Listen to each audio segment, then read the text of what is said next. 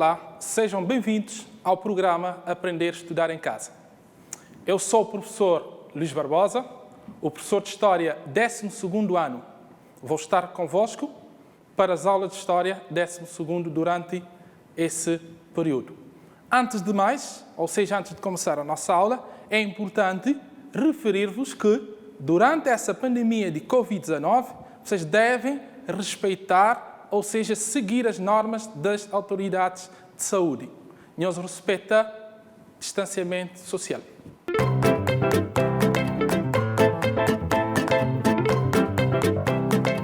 Para a aula de hoje, o que é que nós vamos ver? Então, as noções básicas de epistemologia e metodologia da história.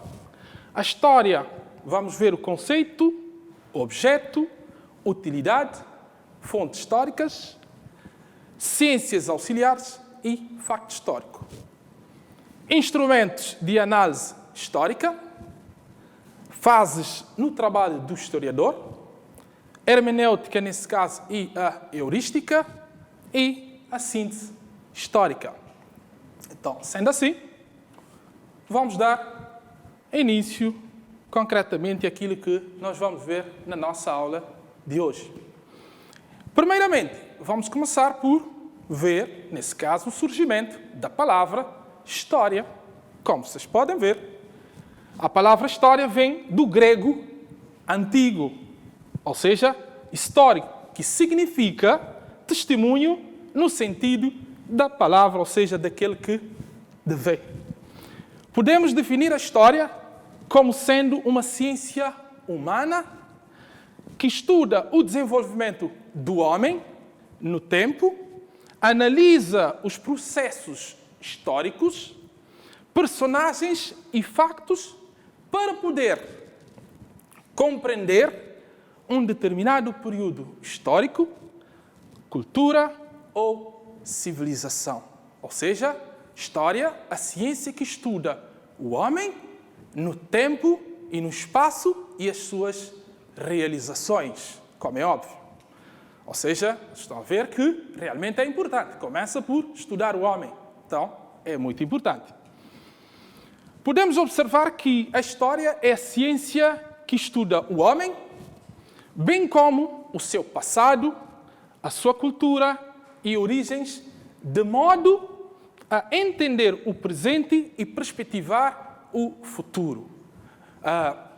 É importante, nesse caso, ou seja, estudar a história para compreendermos o passado, o presente e perspectivar o futuro. Mas cuidado aqui que a história não faz previsões, ok? Perspectivar o futuro. Estudar o passado, compreender o presente, perspectivar o futuro. Nunca, nesse caso, estar a prever, porque nós não somos uma ciência para previsão, está bem? O estudo histórico começa quando os homens encontraram os elementos da existência nas realizações dos seus antepassados. Então, vamos ver agora a periodização da história. História pretende estudar tudo. Tudo, porque tudo tem a ver também com o homem. O homem é tudo. Desde os primeiros homens até hoje, até a época que nós estamos a viver. Então, para facilitar esse estudo, periodizaram a história, isto é, dividiram a história em períodos. Do ponto de vista europeu, dividiu-se a história em 2 períodos. Quais são, nesse caso? Temos a pré-história, que é todo o período que vem antes da escrita, e temos a história, que é todo o período que, após o surgimento da escrita, ou seja, por volta de 4000 AC, ou seja, 4000 anos antes de Cristo. No entanto, podemos ver que períodos pré-históricos subdividem-se em Eolítico, ou seja, dentro deste período, há 1 milhão de anos, teria surgido o homem ereto, que certeza vocês já têm, aliás, já tinham estudado no 9º ano. Paleolítico também conhecido como Idade da Pedra, ou seja, da pedra lascada, que se subdivide, nesse caso, Paleolítico, subdivide em 2. Até poderemos subdividir em 3, porque há um período de transição que é o Paleolítico Médio. Mas, no entanto, vamos tomar como mais importante Paleolítico Inferior e Paleolítico Superior. Paleolítico Inferior, que vai desde 500 a 300 mil anos AC. E Paleolítico Superior, de 300 a 20 mil anos AC. Então, para ver que o Paleolítico subdivide-se em 2, mas, no entanto, podemos introduzir já o Paleolítico Médio. Mais um outro período, o Mesolítico, de 20 a 10 mil anos, também conhecido como Idade da Pedra, ou seja, estamos ainda dentro do Paleolítico, ou seja, é a fase, ou seja, também uma fase intermédia. O Neolítico, que vai de 10 mil a 6 mil anos, que é conhecido como Idade da Pedra Polida, ou seja, aquilo que vocês já tinham trabalhado no nono, que o Neolítico é a Idade da Pedra Polida, Idade da Pedra já trabalhada, onde o homem começa a trabalhar, nesse caso, a pedra, trabalhar as suas ferramentas. E períodos da história. Temos a Antiguidade, de 4000 AC até 476 depois de Cristo, ou seja, século V, que coincide com a queda do Império Romano do Ocidente. Outro período que vem a seguir, a Idade Média, do século V, ou seja, 476 depois de Cristo, ao século XV, ou seja, 1453. Ou seja, coincide com a conquista de Constantinopla. E a Idade Moderna, onde terminou, nesse caso, a Idade Média, começa a Idade Moderna, nesse caso, 1453, até 1789, eclosão da Revolução Francesa. E, por último, a Idade Contemporânea, que foi de onde terminou, ou seja, onde terminou a Idade Moderna, começa a Idade Contemporânea, 1789, até os nossos dias. Mas calma aí, que tem uma chamada de atenção. Essa aí foi a divisão que foi feita há muito tempo. Mas quem sabe que se realmente nós estamos a viver a Idade Contemporânea? Nós não sabemos se mais tarde não vai haver, nesse caso, mais outros períodos dentro da história. Ok? Por enquanto, temos esses. Está bem? Continua atento. Agora vamos ver a utilidade da história. Ou seja, será que a história é importante? Essa é a pergunta que, de certeza, vocês devem também fazer. A história nos é útil? Para que serve a história, então? Ou seja, nós agora vamos responder a essas questões ao longo dessa aula. Então, um dos principais objetivos da história é resgatar os aspectos culturais de um determinado povo ou região para o entendimento do processo de desenvolvimento. Ou seja, a história faz com que as coisas que aconteceram no passado seja, nesse caso, investigado e trazido para a presente conjuntura em que nós estamos a viver para podermos compreender, nesse caso, presente que nós estamos a viver. Entender o passado também é importante, claro, para a compreensão do presente e perspectivar o futuro, assim como eu tinha dito anteriormente. Ainda, permite-nos conhecer o passado, alargar o horizonte do nosso conhecimento, o que permite obter melhor compreensão do mundo em que nós estamos a viver. Muitas vezes costumo dizer, a ignorância do presente é devido ao desconhecimento do passado. Então, a história é a ciência que nos ajuda a compreender, aliás, entender aquilo que se passou, para podermos também entender aquilo que está a passar nesse presente momento, ou seja, nesse mundo contemporâneo que nós estamos a viver. Então, o estudo da história dará um bom contributo aos estudos das outras disciplinas, ou seja, das outras ciências. para verem que a história é importante, porque através da história, ou seja, com história, é que nós poderemos entender a história também das outras ciências, nomeadamente a matemática, a física, direito, etc, etc. Então, vocês estão a ver qual é a importância do estudo da história. Ainda quanto à utilidade da história, contribui para o desenvolvimento, ou seja, para desenvolver capacidade e comportamento relativo aos aspectos, aliás, aos seguintes aspectos. Por exemplo, tolerância, isto é, aceitar de forma mais fácil as outras culturas. Se a gente tem conhecimento, nesse caso, das outras culturas, temos conhecimento do passado, tudo isso torna-nos mais abertos em aceitar, ou seja, em ser mais passivos ou, como eu tinha dito, mais tolerantes relativamente às outras culturas.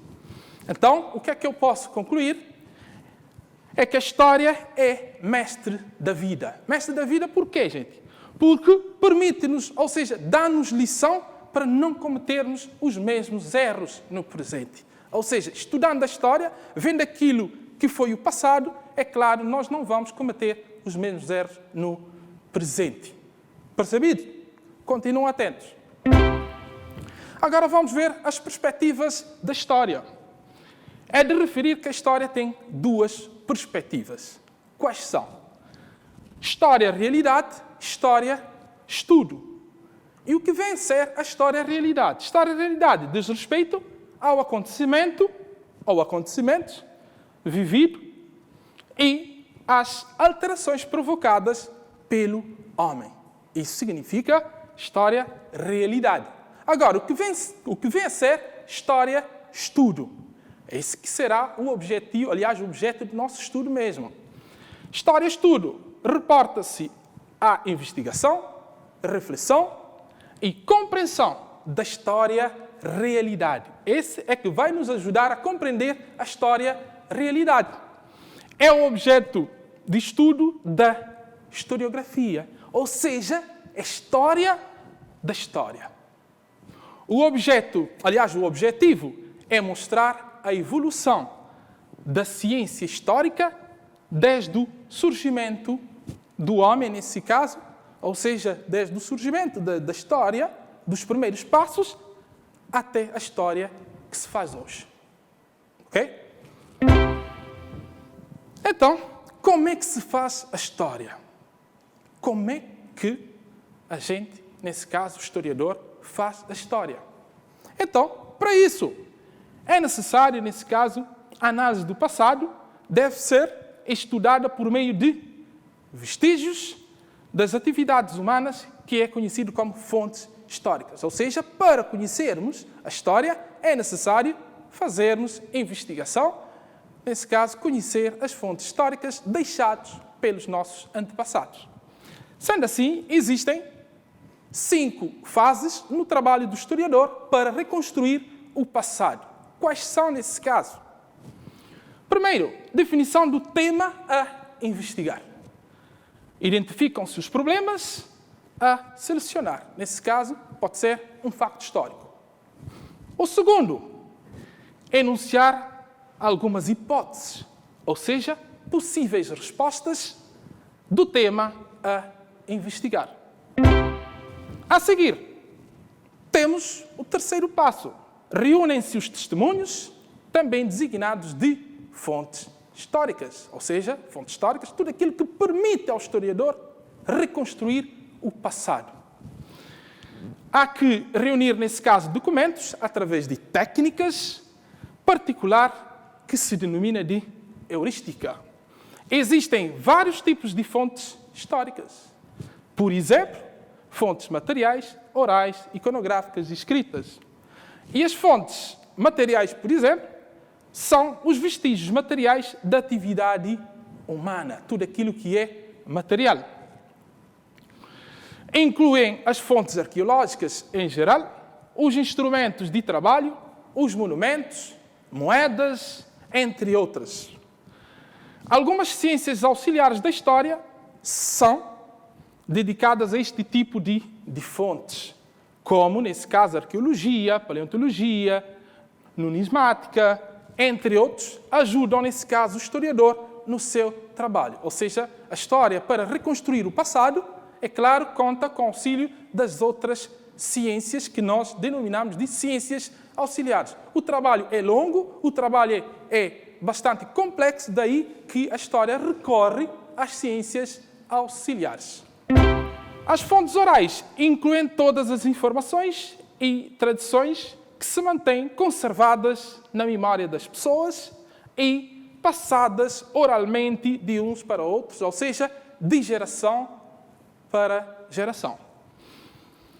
Reproduzem, ou seja, CDs, MP3, DVDs, anotações escritas, as lembranças que as pessoas contam sobre um acontecimento ou acontecimentos do tempo passado. As fontes iconográficas são as que representam imagens. Nesse caso, gravuras, fotografias, filmes, etc. São imagens sobre acontecimentos do passado, registrados, nesse caso, em fotos, DVDs, quadros, cartões, etc, etc. E as fontes escritas normalmente são mais utilizadas, ou seja, depois do surgimento da escrita, ou seja, depois do período que eu falei há pouco, a história. Normalmente mais utilizadas e diferenciam-se pelo suporte e técnicas utilizadas na escrita. No estudo das épocas modernas e contemporâneas, as fontes escritas utilizadas são normalmente classificadas em manuscritas e impressos.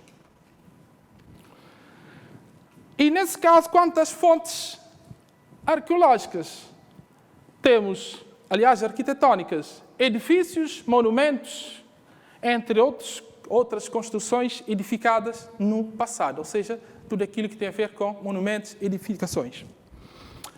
4, ou seja, quarta fase, recolha de fontes, ou seja, é necessário agora tratar os documentos, ou seja, pôr os documentos a falarem. É claro, gente, cuidado aí. Documento não fala, nunca, não fala. Mas, no entanto, o trabalho do historiador é isso. Espremer os documentos para obter a verdade. Através, nesse caso, de uma série de operações críticas, ou seja, crítica de autenticidade, providência, interpretação e de credibilidade. Vamos ver agora o método histórico, ou seja, análise. Consiste numa série de críticas, ou seja, crítica externa, que consiste na crítica de autenticidade e crítica de providência. Crítica de autenticidade. Vamos ver se o documento é original ou não, se é falsificado ou não. E a crítica de providência, nesse caso, procura apurar quem escreveu o documento, nesse caso, quando é que foi escrito o documento, onde é que foi escrito o documento e em que forma é que foi escrito. Ou seja, coloca uma série de interrogações para saber se realmente é verdade ou não o documento que o historiador tem em mão. O trabalho do historiador é como o trabalho de um detetive. Então, a crítica interna consiste na crítica de credibilidade e crítica de interpretação. A de credibilidade verifica se a credibilidade de um documento histórico, se o historiador deposita fé naquilo que o documento narra. E a crítica de interpretação deve revelar o que o autor do documento disse e o que o autor do documento quis dizer. Então, significa que crítica interna e crítica externa vão fazer com que o documento em si acabe por dar-nos informações mais precisas que nós precisamos. A última fase, analisados criticamente os documentos, compete ao historiador efetuar a síntese, ou seja, de modo a responder às questões pertinentes formuladas. Os documentos incontestáveis, os historiadores traem-lhes os factos, ou seja, tira aquilo que é o mais importante, organiza os factos num corpo ciência por meio de construção histórica, isto é, faz uma síntese. Estabelece relações entre factos sob a forma de um relato impessoal. Ou seja, ele não pode colocar a sua emoção ao fazer essa síntese. Então, de uma forma geral, aquilo que eu tinha dito anteriormente, o método histórico comporta 5 fases que acabei de mencionar. Definição do tema, ou seja, problema, hipótese, investigação ou heurística, análise ou hermenêutica e síntese. Ok? Então, para, nesse caso, fechar essa parte, devo dizer-vos que a história, como todas as outras ciências que vocês conhecem, tem o seu objeto e o seu método de estudo. O objeto, nesse caso, é o homem inserido na sociedade. É claro, o homem não pode ser desagarrado da sociedade. E o método, que consiste, nesse caso, num conjunto de operações intelectuais. Ok?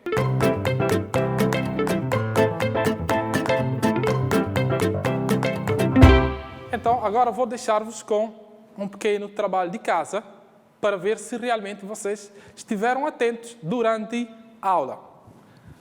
Então, o termo história, no seu sentido epistemológico, tem origem na palavra grega story, que significa investigação ou inquérito.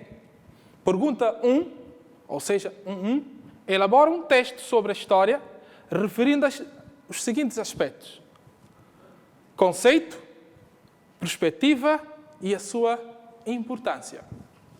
2. A crítica externa subdivide em crítica de providência e crítica de autenticidade. Diferencia-as, ou seja, fazem a diferença entre crítica de providência e de autenticidade. 2.2. Descreve a crítica interna ou de credibilidade.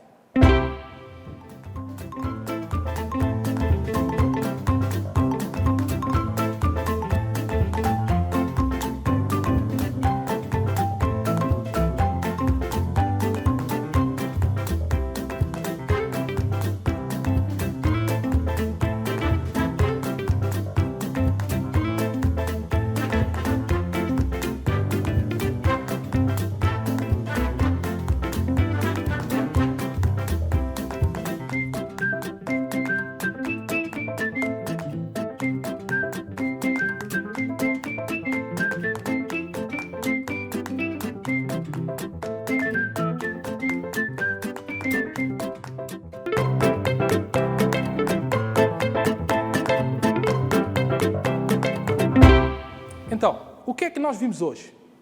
Noções básicas da epistemologia histórica. Vimos dentro da história conceito, objeto, método, as ciências auxiliares, fontes históricas. Depois vimos a divisão da história em períodos, ou seja, uma matéria que vocês já tinham visto anteriormente, ou seja, divisão da história, ou seja, pré-história e história.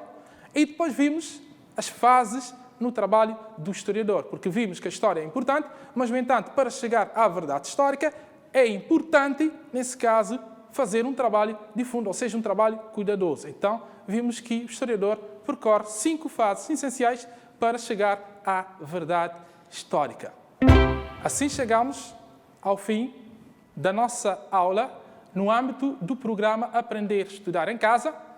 Até a próxima aula. Fiquem bem, fiquem em casa. Respeitem as recomendações das autoridades de saúde.